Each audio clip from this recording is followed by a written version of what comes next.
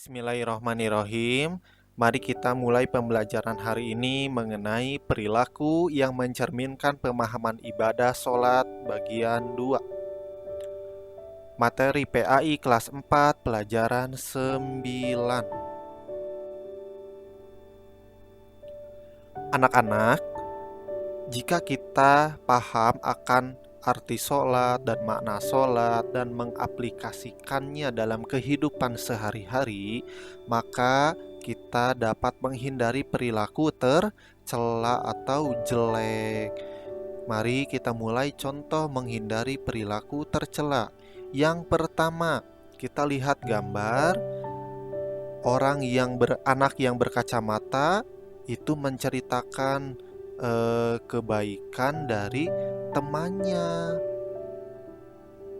bahwa temannya tersebut sudah memberikan uang kepada pengemis. Nah, kata si anak perempuannya, "Ya Allah, semoga engkau beri petunjuk kepada yang bersangkutan, yaitu kepada mereka untuk tidak mengungkit-ngungkit hal tersebut." Jadi kalau kita rajin sholat, kita itu tidak boleh mengungkit-ngungkit atau membahas pemberian kita kepada orang lain. Cukup kita dan Allah yang tahu. Sholat yang khusyuk senantiasa mengajarkan keikhlasan, yaitu semua amal hanya untuk Allah, bukan untuk orang lain, apalagi ingin terpuji sama orang lain. Apabila niat sudah ikhlas, maka tidak peduli dengan penilaian orang lain, tidak mengharapkan pujian atau imbalan, tidak bersedih karena dicaci atau berkurang harta, serta tidak menyebut-nyebut sesuatu yang sudah diberikan, karena dilakukan dengan ikhlas hanya Allah semata. Jadi kalau kalian sudah belajar semalam terus diceritakan kepada orang lain, Andri, tahu nggak? Aku semalam udah belajar loh banyak. Kamu udah belajar belum? Kamu mah males. Nah, itu tidak boleh. Menceritakan kebaikan kita dengan maksud sombong dan meremehkan orang lain itu tidak boleh. Kemudian yang kedua juga, jangan meremehkan orang lain. Tuh akhirnya di gambar tersebut temannya itu satu lagi kesel. Kenapa? Karena meremehkan bahwa teman kita tidak bisa melakukan apa yang sudah kita lakukan. Kita sudah memberi orang miskin itu uang, terus mengejek, kamu mah gak akan bisa ngasih kayak aku. Nah, temannya itu kesel. Akhirnya dia gak mau berteman lagi. Dan kita tidak boleh meremehkan orang lain ya. Sholat mengajarkan kita mengagungkan Allah dan merendahkan diri di hadapan Allah. Sholat yang khusyuk akan menyadarkan betapa kecilnya diri kita. Segenap pujian, keagungan, dan kemuliaan hanya milik Allah semata. Oleh karena itu, tidak pantaslah kita meremehkan ciptaan Allah, termasuk meremehkan teman. Tidak boleh. Kita meremehkan ular, kita tidak boleh, karena ular itu ada fungsinya, ada manfaatnya, terutama bagi petani yang sawahnya selalu rusak oleh tikus. Maka yang bisa melawan tikus itu supaya tidak merusak sawah lagi, yaitu ular. Jadi semua makhluk Allah itu ada manfaatnya. Kita tidak boleh meremehkan. Kemudian menghindari perilaku tercela, ingin menang sendiri. Siapa yang datang lebih dulu di masjid, maka ia berhak menempati saf sholat yang terdepan atau yang ia inginkan. Untuk yang datang belakangan hanya berhak menempati saf sholat yang tersisa. Ia tidak bisa bersikap ingin menang sendiri. Ia tidak boleh menggeser atau meminta jamaah lain pindah ke tempat lain karena akan ditempati. Sikap ingin menang sendiri harusnya dapat dihindari. Ketika nanti masuk kelas, kalian buru-buru, siapa cepat dia dapat. Jadi ada yang datang pertama jam 6 ke sekolah, terus duduknya pengen di depan. Kemudian ada yang terlambat, datangnya jam 7, pengen duduk di depan. Kita tidak boleh, itu yang telat tidak boleh merebut orang yang sudah rajin datang ke sekolah, ya, tidak boleh. Kemudian yang keempat itu suka mencuri, ya. Jadi perbuatan tercela karena sholatnya belum baik itu suka mencuri. Lihat teman kalian yang temannya yang digambar, dia mau mencuri di tas. Nah, di antara kalian ada yang pernah mencuri? Kalau ada yang pernah, tolong kembalikan, ya. Tatkala membaca doa iftitah dalam sholat, kita sebenarnya telah berikrar bahwa sholatku, ibadahku, hidupku, dan matiku hanya untuk Allah. Selain itu, sholat sebenarnya akan mencegah kita dari niat berbuat jahat, termasuk mencuri atau mengambil milik orang lain tanpa izin. Ketika kalian sedang belajar, kemudian kalian lupa bawa pulpen, bawa aja yang teman ini, nanti aja bilangnya. Nah, itu jangan, harus bilang dulu. Bagaimana kalau nanti di akhir teman kita yang dipinjamkan pensil itu tidak ikhlas, kan kita yang dosa, ya. Kemudian yang kelima, suka meminta-minta. Dia digambar, aku pinjam uang ya untuk jajan, aku lupa bawa dari rumah tadi.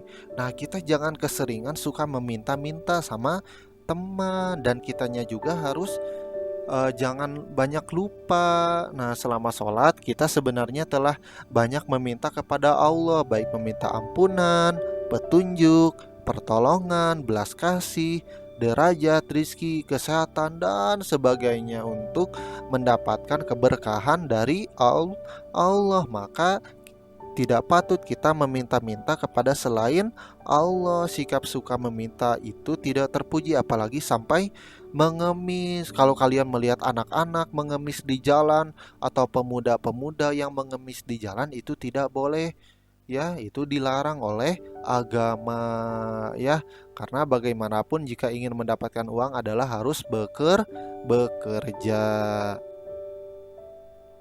Kemudian yang kelima, suka berbohong, ya. Orang dapat saja berbohong kepada orang lain, tetapi sebenarnya ia tidak bisa berbohong kepada dirinya dan kepada Allah. Ketika kalian ada yang berbohong, kamu sudah sholat belum? Sudah, Pak. Nah, dalam hati kalian, belum. Nah, itu sama dengan berbohong. Seorang yang beriman tentu akan menyadari dan tidak akan berbohong ketika ia ingat kepada Allah. Karena dalam setiap sholat pun kita selalu diingatkan. Kalau kita bohong, kita tahu ternyata Allah itu maha mengetahui dan malaikat selalu mencatat amal kita, baik itu perbuatan baik dan jelek. Kemudian suka mengganggu teman. Nah, kita tidak boleh kalau sedang sholat itu mengganggu teman, tual-toel, cabak-cabak pas lagi sholat, itu tidak boleh. Kita harus saling menjaga kondisi agar sholat dapat dijalankan secara khusyuk, ya, secara fokus. Apabila kita sudah terbiasa menjaga kondisi yang baik atau tidak suka mengganggu sholat teman, maka kita terbiasa untuk tidak saling mengganggu. Kemudian ada tugas pengalaman sholat di rumah dan di masjid untuk kalian. Tugas pertama, ada 5 soal. Kemudian kalian tulis dan jawablah di buku tulis kalian. Kemudian fotokan seperti biasa ke Pak Ibnu, ya. Yang pertama, apakah kamu sudah rajin melaksanakan sholat? Nah, kalian harus jawab jujur, sudah rajin atau belum. Sholat apa saja yang kamu lakukan di masjid? Yang ketiga, apakah kamu sholat sendirian atau berjamaah atau dengan siapa saja? Yang keempat, kejadian apa yang membuat kamu senang saat sholat di masjid? Yang kelima, kejadian apa lagi yang membuat kamu berkesan saat sholat di masjid? Selain di rumah, kamu dapat melakukan sholat di masjid. Orang yang senantiasa sholat di masjid akan mendapatkan keutamaan dari Allah. Sebagaimana firman Allah, sebagaimana hadis Nabi, 7 golongan Allah akan menaungi mereka pada hari kiamat, yang tidak ada naungan kecuali naungannya.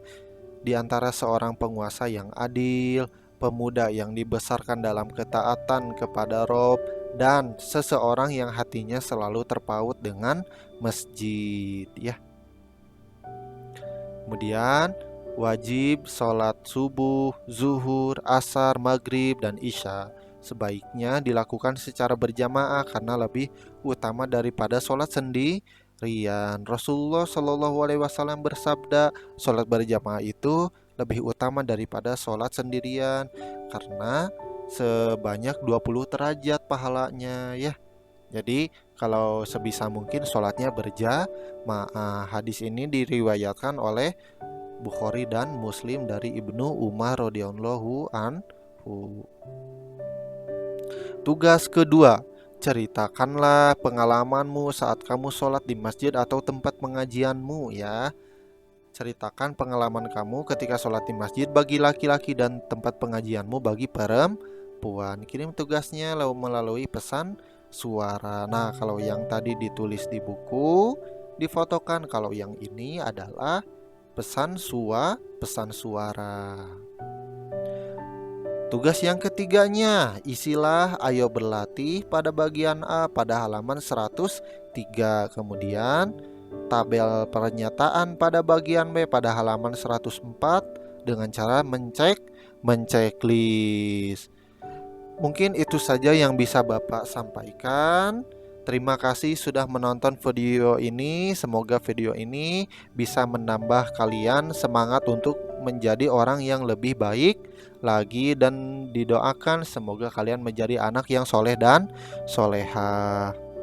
Mohon maaf bila Bapak banyak kesalahan dalam pemberian materi hari ini atau video kali ini. Mudah-mudahan Bapak bisa mengajar dengan lebih baik lagi untuk kedepannya. Itu saja yang bisa Bapak sampaikan. Mohon maaf sekali lagi bila banyak kekurangan. Billahi taufiq wal hidayah. Wassalamualaikum warahmatullahi wabarakatuh.